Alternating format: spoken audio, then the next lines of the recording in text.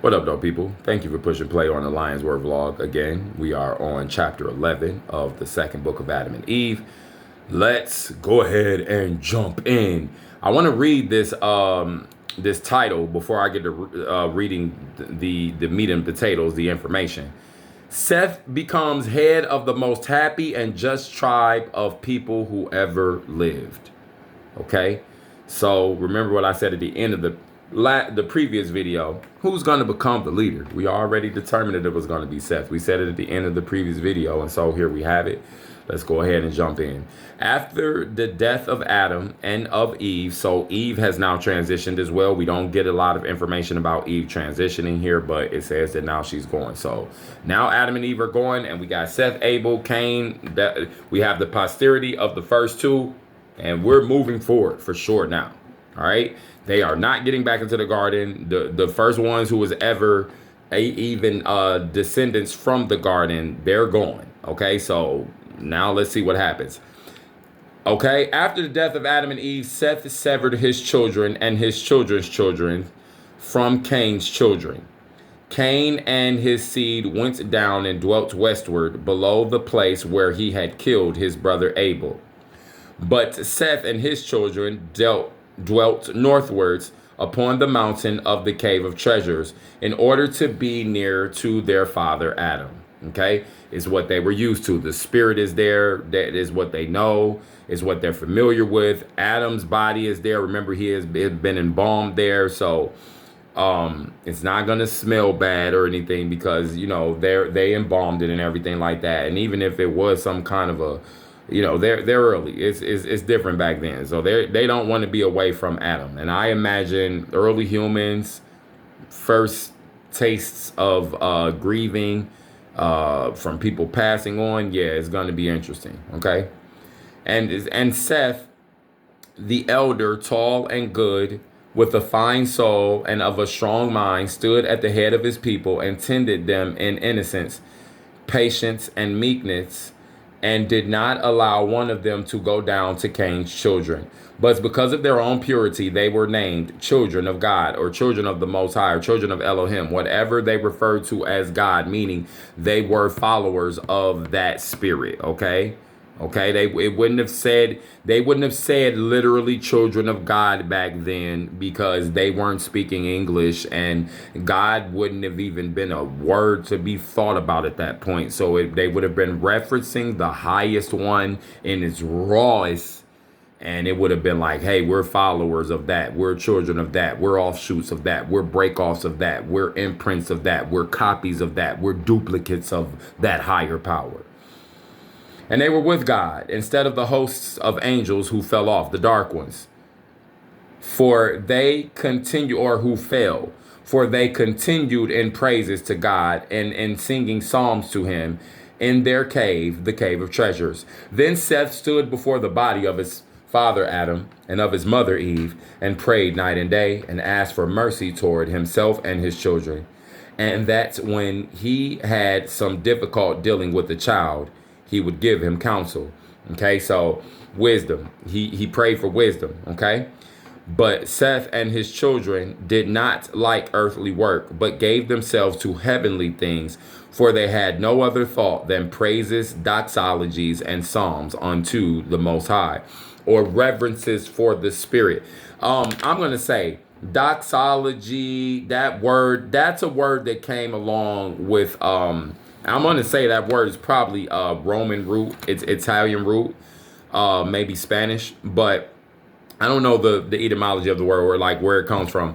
But I do know that word is up around the Roman doxology and all these different words are like just all these different things and orthodoxy and all that type of stuff. That's like London, England, Rome, all that stuff. These words here, they would be religious words. It would be how do I say appropriating the religious angle of things. But understand the praises, the psalms, doxologies, it's making reference to good things. It's making reference to reverence, high reverence and respect, high exaltation. When you exalt something, it's a lifting up. High just very esteemed dealing with the spirit. That's what it means, okay? All right. Therefore, did they at all times hear the voice of angels praising and glorifying God from within the garden, or when they were sent by God on an errand, or when they were going up to heaven? All right. One more time for that. I'm going to read that one more time so I understand it even better, because sometimes, when you're doing a read along, you can just be reading, and I don't want it to go in one ear and out the other. That's not how I am. Therefore, did they at all times hear the voices of angels? Okay. So they were understanding of the higher frequency of the high, because voices of angels, if we say that in a different way, they're hearing the sound of higher frequency. They're feeling the vibration of sacredness. They're feeling the energy of God. They're experiencing higher. At times they hear the voice of angels praising and glorifying God from within the garden, or when they were sent by God on an errand, or when they were going up to heaven. In other words, he was able to notice the high ones. He noticed the high ones, not the low ones. Because I imagine someone who, like Cain, someone who notices, who succumbs to the low ones. Well, that's why the enemy regularly was coming to Cain, tricking him. And Cain was feeding in. He was leaning in. That's what Cain noticed. He noticed the low vibing ones. And because of what? His mindset. So that's reflective, and it's indicative of Seth's mindset, that he's here and this is said about him. You understand? All right. For Seth and his children, by reason of their own purity, heard and saw those angels. Then again, the garden was not far above them, but only some 15 spiritual cubits. Now that, I've never heard that before. Spiritual cubits. 15 spiritual cubits. So how can we look at that? That means there's a definite measure of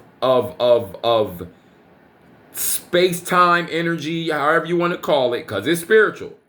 So it's a measure of something that we can't really see, but it's there and it's nearby. Like, say for instance, if I'll bring it to modern time and try and give you like a visual. Say like if you live in a neighborhood and you live next to a church that is really good, is giving to the community, it's doing what the church is supposed to do. It's going to feel very different in the area. It's going to feel very positive. It's going to feel very uplifting. It's going to feel very encouraging to know that that's there. But in that same area, let's just say like if a few blocks over down from the church, there's just like a hub of just darkness and like, I don't know, just plug in whatever things like you feel like bring darkness into a community or whatever like that. Maybe a jail, like negative things that just make you feel like oppressed. Things that don't make you positive. Things like that keep up confusion or keep up lust or whatever else like that. And imagine it's just clumped in one area, and it's given more attention than that positive thing.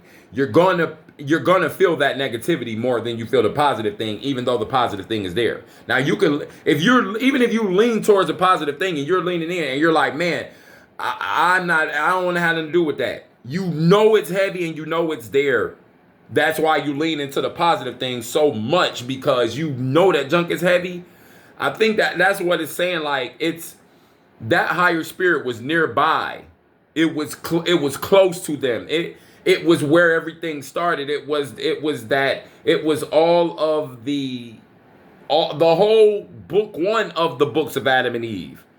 All this spiritual energy and God meeting them and showing them things, and their transition, and they're fighting through all this stuff they're trying to figure out, and they make it through, and they have these children, and they actually do, and they actually begin to manifest what God said do, be fruitful, multiply.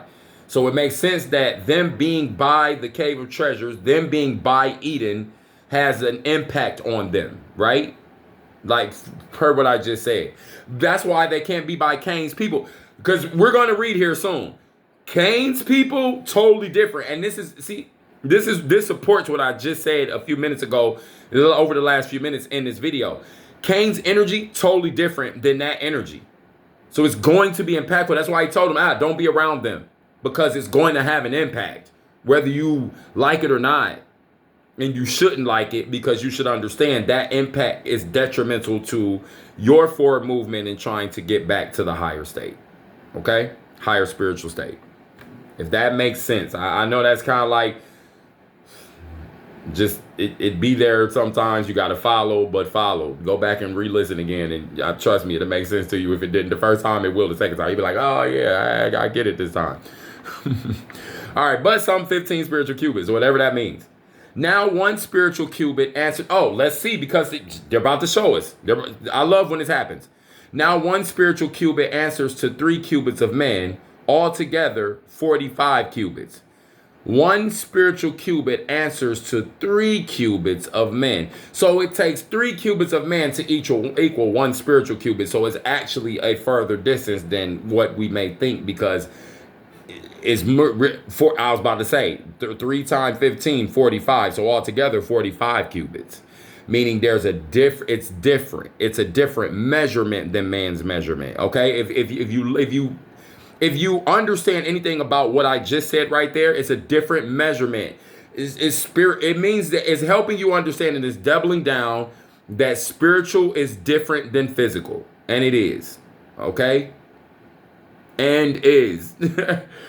Now, okay, we already read that. Seth and his children dwelt on the mountain below the garden.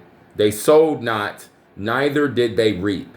They wrought no food for the body, not even wheat, but only offerings. They ate of the fruits and of trees well flavored that grew on the mountain where they dwelt.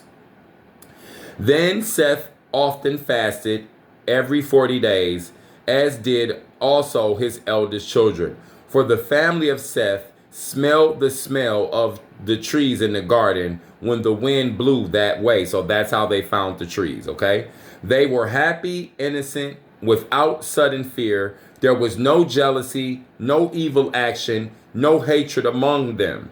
There was no animal passion. From no mouth among them went forth either foul words or curse, neither evil counsel nor fraud. The animal passion means there was no just them being just wild and instinctual, just not even thinking about nothing. And also it has to do with sexual as well. So it also means that they were respectful of each other, because there's posterity coming. So they were sexual. They just were not disrespectfully and negatively sexual. A side note, I was thinking about just the vlog in general. And I was thinking about one particular section where it dealt with Seth and Abel. When Adam went to Abel and he told him that it was time to, marry, and it's time to move forward, we have to continue the posterity of the children, Abel really wasn't interested. Neither was Seth, but they went forward with it. And they were given a blessing. What's said about Cain is that Cain just went off and did whatever he wanted to do. So instead of waiting for the blessing, Cain looked upon the woman, the female who was there. Remember, they're all related. Okay, let's not be worried about this, but let's just keep moving. Seth looks and says, "Oh, he feels whatever, that animal passion, or lust, or whatever like that, and he just goes off and does whatever." That's what it says. That's one of the things that Seth did. It said that Seth just went and took. He just went and took, instead of waiting, and instead of being directed to it, and instead of being led in wisdom, because of how intricate and how sacred. This is the first family, and they're the first human, so they would really not know anything. And Seth didn't even care. He didn't even think twice. He just said whatever. But Abel and Cain, or I'm sorry, not Seth, Cain. Cain did that.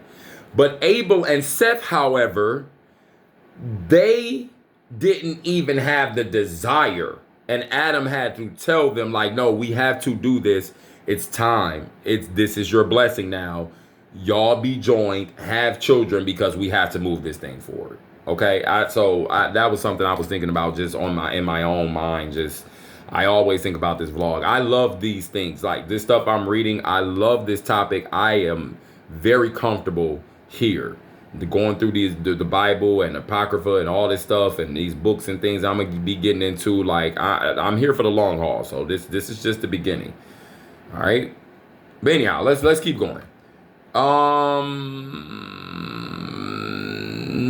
Neither evil counsel nor fraud. For the men of that time never swore, but under hard circumstances, when men must swear, they swore by the blood of Abel the just. So in other words, if they did swear, or like if they did make reference to anything, like, man, this is, man, like if they made a promise or anything, they used a particular situation or a person, even probably, to be the how do I say, to be the indicator for how true they are, trying to be. I guess, does that make sense? All right. But they constrained their children and their women every day in the cave to fast and pray and to worship the Most High God. They blessed themselves in the body of their father Adam and anointed themselves with it. And they did so until the end of Seth drew near. And that's the end of this chapter. All right. So as you can see, the first family is now starting to move on. There's children and grandchildren. There's more than 5 of them now. And that 5 being, Adam, Eve, Seth, Abel, Cain, and then eventually Seth being the 5, right? So there's definitely more. And, we're starting to move forward, and we're going to start seeing some very interesting things happen between the sons of Seth and Cain's seed. It's about to get real interesting. That enemy be, Cain's seed be on some other stuff, and we're gonna read it here soon. All right, y'all be blessed, man. Hey, listen, if this information resonates with you, hit that subscription button, hit that notification bell, share it with someone who it would resonate with, because if it resonates with you, you probably know someone that it would resonate with. Thank you for pushing play on the Lions Word Vlog. Y'all be blessed. Peace.